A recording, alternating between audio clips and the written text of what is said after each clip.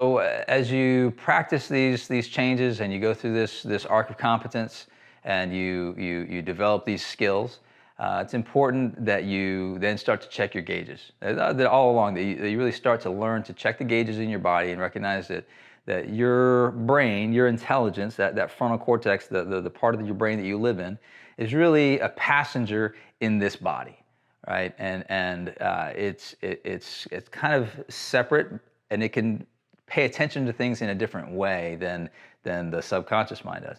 The So you look at those gauges, just like you in your car, you check your speedometer, you check your gas gauge, you check the oil. You're always checking your mirrors. You're looking around, knowing your surroundings without thinking about it because you've practiced it. You practiced it when you were a kid.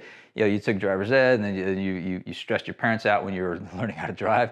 But after 6 months or so of driving, you get comfortable. You start doing these things without even realizing it. Same thing will happen in your body when you realize that you need to be checking these gauges.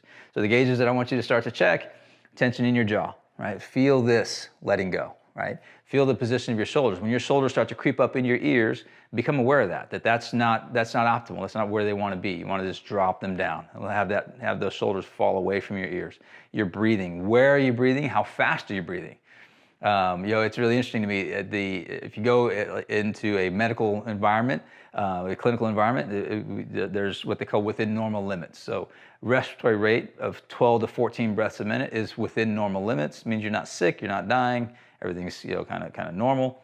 But that's not optimal. Optimal is more 3 to 6 breaths a minute. It's not talked about a lot, but that's in the literature. So there's normal and then optimal. And we want to shoot for optimal, not just accept normal, because normal is not great. So we want to try to be as good as we can be. So you're breathing, you want to check those gauges. If you're breathing faster than 12, 14 breaths a minute, if you're breathing 15, 20 breaths a minute, you got to really, really focus on. That means that you're overly stressed. If you're at 12 to 14, you're doing okay, but you could be doing a little bit better. So check that gauge. You just start paying attention to how fast you're breathing, where are you breathing, where's the position of your shoulders, how much tension you have in your jaw.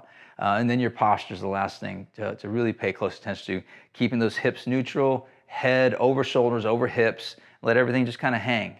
And when you feel this tension creeping up, when you feel everything going forward, start becoming aware of that. Become aware of that of that mount position, and then practice getting into the right place. And as you practice it, it'll start to become second nature, because it's really how you're anatomically designed to function. Whether you believe that God designed you or you're designed by nature through natural selection, either way, the design of your body is to be in a neutral position and to have that fight or flight response happen and then go away.